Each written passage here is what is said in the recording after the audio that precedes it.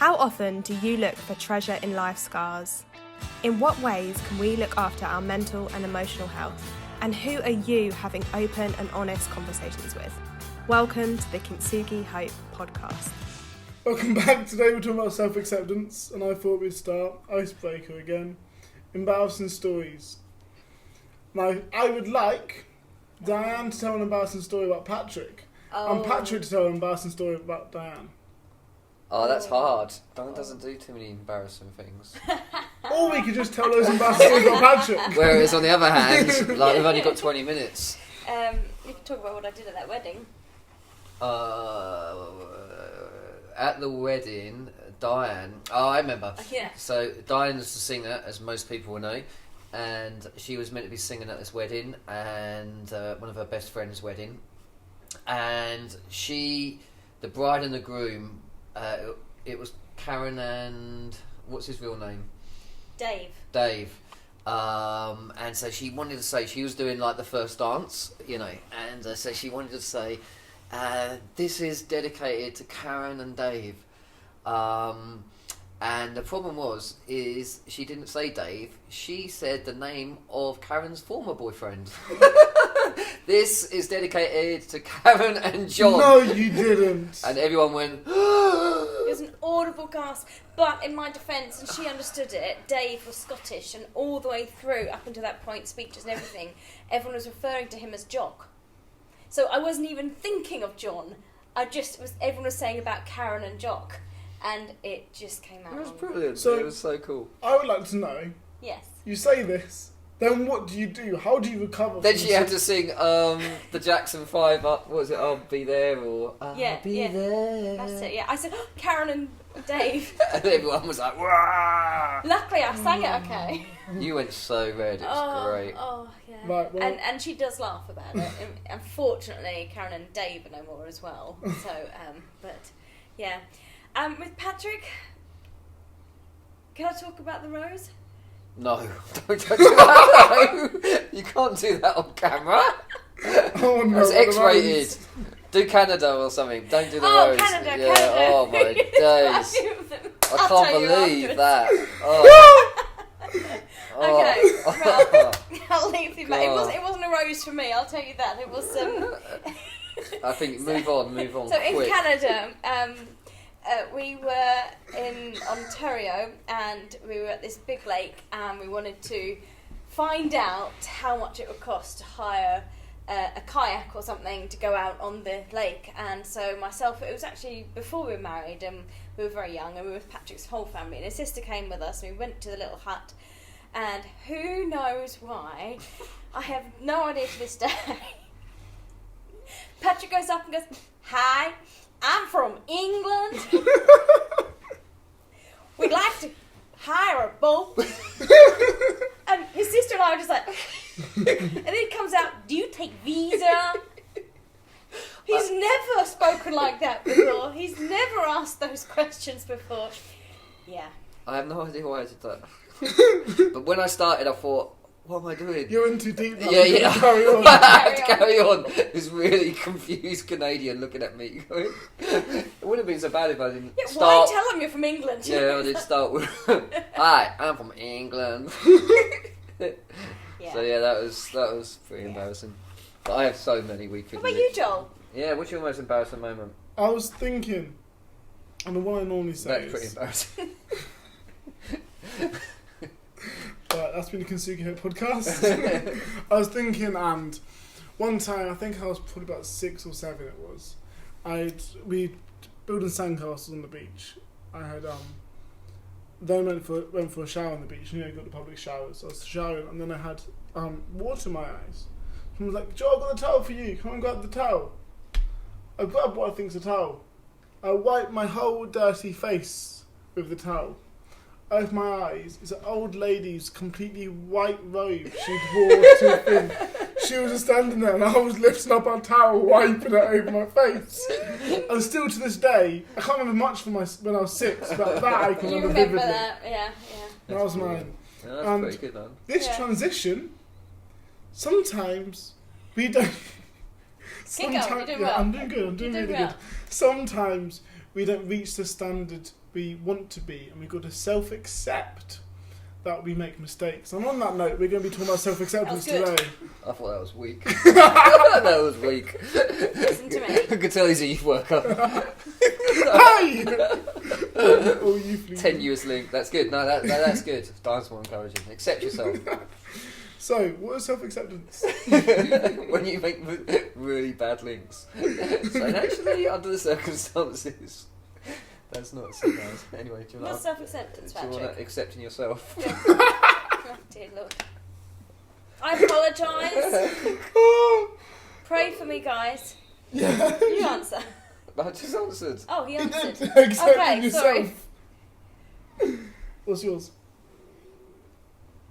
Being okay with yourself, not beating yourself up when you don't reach the high standards that you set yourself, so setting low standards, Yeah. low expectations. So, self-acceptance. We look at this in the group a lot, and we look about how, and one of our key messages as Kintsugi, it's okay not to be okay, and how self-acceptance is understanding you're not always going to be the best of yourself. It's you okay with your flaws, okay with your scars. How do you come to terms with that? How do you come to terms that of self-accepting yourself and truly understanding it's okay not to be okay? In time, I In think. time. I think it's dare I say it, a maturity thing. Mm. It's also what's modelled to you as you grow up as well, in how you realise your worth and where you get your worth from. So it's kind of a little bit linked to self-worth as well. So if as a child you're told and you only get that feeling of being okay and good enough by getting 10 out of 10 in tests, then that's the sort of standard you give yourself, and anything less than that will be how you then accept yourself. So it's modelled to you and it's learnt behaviour as well. I think also it's learning to accept yourself for who you are, not always what you do.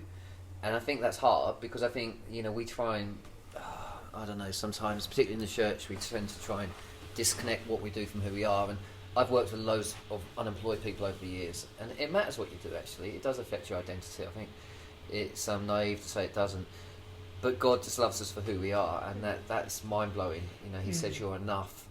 And I think we live in a culture that says often you're not enough. Yeah. Marketing companies, some of them, they try and create anxiety in you. So, you don't look good enough, you're not fashionable enough, you need to buy this, you need to have that. It's constantly not enough. And I think that links into another week in the course which deals with shame, which is very much like, I'm wrong. Guilt is I've done something wrong, shame is believing I am wrong and I'm not enough. And, Brené Brown says the two gremlins of shame is you're not enough and who do you think you are? And I think self-acceptance is the antidote to that, empathy, understanding. But it is hard. It's really hard. I think for me, I never had parents who put me under pressure academically, but I really struggled with perfectionism, and I really struggled with that sense of performing.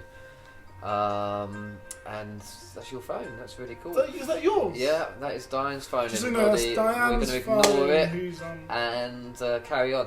But anyway, Shall I go put it on silent? accept yourself. It's all good. And what was I saying? I've lost myself now. Perfectionism. Yeah, no, for me, it was sport. So, football particularly, I was judged, I was a striker. I was always judged on the goals I scored. I had scouts watching me a lot of the time.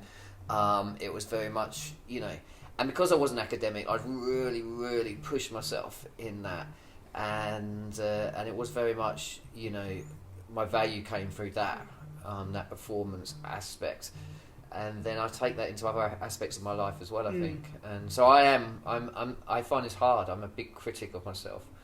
Diane's always challenging the way my brain, I think my brain automatically goes to negative, so she's always saying your mind isn't always your friend, and your thoughts aren't always your friend, and question them, and don't be worried about being curious while you're so down on yourself. And like recently, we just got off tour, we're shattered, we're coming back to work. The whole coronavirus thing has meant we've had to totally reshift Kintsugi Hope to being online. I mean, it's going okay, it's going well, but it's been exhausting, and so you find yourself reacting badly to stuff and then wondering why, and then of course we're exhausted. Okay. So, when we look at the course, you guys give a few different ways that can help with self-acceptance. CBT, ACT or ACT, gratitude, kindness, mindfulness. I'm looking at you because you wrote the course. I'd love if you could explain a bit about them. Okay, CBT is something that's very widely available. I'm just going to ignore you guys. It's cognitive behaviour therapy. Essentially, it's taking a thought, looking at it, finding the evidence for, finding the evidence against, and then coming up with a revised, balanced thought. ACT is acceptance and commitment therapy. And what that is accepting a thought instead of trying to push it away. Because when you try to push a thought away, it's going to come even more. So it's allowing the thought to come, being okay and comfortable with it, and as you do that, it will then sort of fade into the distance. So instead of fighting for it to go, it's accepting this is a thought, but it's just a thought. It will go and move on. Then you've got gratitude. That is where you're filling your mind up with positive things that you're grateful for. It's when you're so in the habit of just seeing the negatives, it's forcing you to look for some grateful things. And if you look, sometimes you might have to look really hard, you will always find things to be grateful for. Another one is mindfulness, and that is as you go about your day-to-day life, you might have all these negative thoughts coming towards you, and it just sort of takes over. It's being present in that moment. It's thinking, right now, I am boiling the kettle and I'm making myself a cup of tea because I'm going to sit down and I'm going to look at the birds. It's being, so at the moment I'm sitting in this chair, I'm being mindful of this chair supporting me, I'm comfortable, and I'm talking to you. So it's just being present in the moment. And you guys, these are things you guys use on a daily basis, isn't it? Oh yeah, well, do you say this on a daily basis all the time? We're brilliant at them. We try. It's something which we're practicing. Yeah, the more you practice it, the more you look at it, the more you. Yeah. Some people find it more natural to do than others. Some people really struggle. You have to intentionally try to do it. So Patrick's really good at writing things down. His is more, he has to be intentionally writing things down and thinking things through. He spends a long time thinking. In fact, we're very different. I joke saying that his brain never stops. Yeah. Mine, I struggle to get it going. So I don't struggle so much with the negative thoughts, but when they come, they come. They're really there once it starts. So I still have to put things in practice, but maybe not quite as often as Patrick. Yeah. Is that fair to say? Yeah, I think so. And I think that, the antidote, obviously, to, shame and, the whole self-acceptance thing is that sense of self-compassion. And we talk a lot about this in Kintsugi because self-compassion and self-indulgence are very different things. And I think self-indulgence is like, particularly at the moment, it's like, oh my goodness, I just need that extra bar of chocolate. We have some in the freezer still. It's not, it's gone. No, I hid it. But it is those things. Self-compassion takes discipline, and it means, exercise. It means talking to others about your thoughts, getting curious about them. It means talking to yourself the way that you would talk to your best friend, which is huge because I wouldn't dream if Diane come up to me. Diane's my best friend and said, "I'm struggling with this. I've got this going on. The kids are doing my head in and all that, and I've got anxiety. I haven't slept for days." I wouldn't go, "Oh, come on, man up." Well, not man up, 'cause you're a woman, but woman up. Come on, get yourself together and try harder. But I say that to myself all the time, and I think that actually, if we're going to learn to accept ourselves, we've got to show a lot more self-compassion, which is hard. It is hard. Yeah. And then moving in, you kind of looked at it as the inner critic, something that you talk about a lot on tour, what you've struggled with, and we play a video. If you been on tour, you'll have seen it. Things we tell ourselves is where we go, they show pictures of their younger self and go, would you tell it to this person? And they all break down, they all cry, and then everyone in the audience cries. But then it's really meaningful and it's a really good moment, it's a really heartfelt moment. How have you found the inner critic, you two both, and how have you guys dealt with that? I struggle with the inner critic, and I think doing a lot of public speaking as well, you sort of can beat yourself up for things that you feel like you haven't communicated well enough, or and sometimes people in any public role will be critical of you, and then instead of and in some ways constructive criticism is quite helpful if it's given in the right way, but often it's given out of their pain and their issue and isn't very constructive, but then you end up agreeing with it and then being really down on yourself. and not moving on. I think that's the challenge. And so my thing is talking about it, getting another perspective. For us as a married couple, it's about being team in it, and sort of not letting it fester, I guess. And not coming into agreement with it, which sounds a little bit super spiritual, but like that sense of, once you start agreeing with that negativity, it can be really like a massive stronghold in your head. And I think that someone once said to me, stronghold is a lie that you've chosen to believe, or you started to believe, because then it dominates your thinking.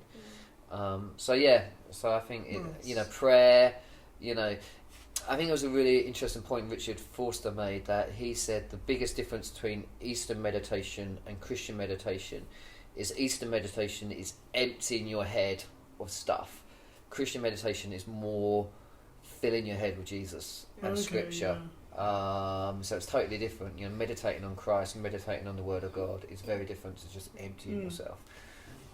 So I think that's really helpful as well. So you don't resist, you replace. Rick Warren says that you replace it with God's Word.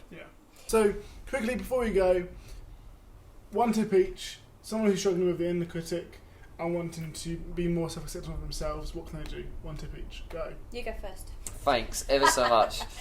I think journaling is really important, and get your thoughts down on paper. I agree with Diane on the CBT thing. I think it's very helpful.